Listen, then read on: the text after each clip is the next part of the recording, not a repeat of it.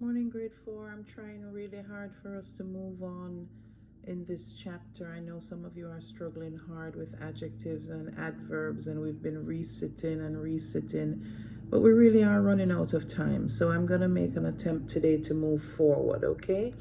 And we're still working with adjectives and adverbs, but we're going to be looking at how we compare using adjectives and adverbs.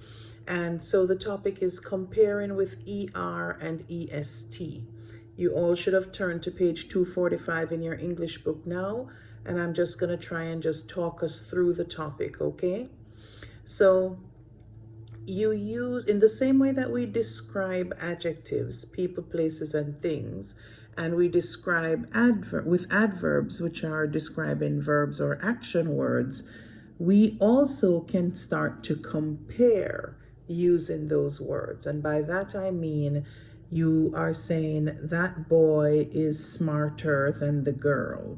That is the prettiest car I've ever seen. Those are comparisons. We're thinking about something and we are comparing one thing to another or to more than one, okay? And the way we do that is we use ER or EST as the suffix at the end of the word to change what the word is doing. So in our book it says, use ER and EST to compare how things are alike and different. Both adjectives and adverbs use ER and EST to compare. Let's look at adjectives first. Adjectives may be used to compare two or more people, places, or things. Add the suffix ER to short adjectives to compare two things. Add the suffix EST to compare more than two. And so if you are looking at two oranges, to use this example, you would say an orange is larger, using this example with an orange and a lemon, forgive me. An orange is larger than a lemon.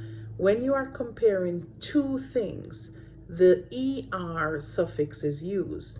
But when we are comparing more than two things, the grapefruit is the largest citrus fruit of all.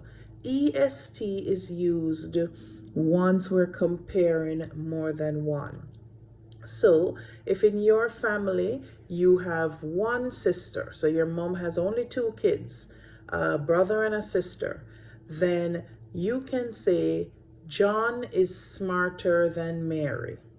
But if you have three kids in your family, your mom has three kids, you can say I am the smartest child my mom has, okay? When it comes on to adverbs, the principle is the same. This time we're comparing actions and we still use ER and EST.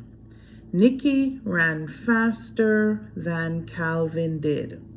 That's Nikki being compared to Calvin. It's two people. Jorge ran the fastest of all the runners. So obviously there are many runners, which is why they're referred to as all the runners. And we're saying that Jorge ran the fastest, okay? Some adjectives change the spelling of the word ending ER or EST. Adverbs don't. When an adjective ends with a consonant Y, we change the Y to I before we add the ER or the EST. Now guys, we know this because we've done that when we were doing pluralization as well. Some adjectives, when they end with E, we don't have two E's. So we don't go from strange, S-T-R-A-N-G-E, to S-T-R-A-N-G-E-E-R. What we do is we drop the ending E and then add the ER. When an adjective has only one vowel and ends in a consonant, double the final consonant. So like big becomes bigger or biggest. Now guys, I want you to finish page 245 for me. The rules are pretty simple. You are going to write the ER and the EST to the verbs there. Remember, it says that adverbs do not change, okay?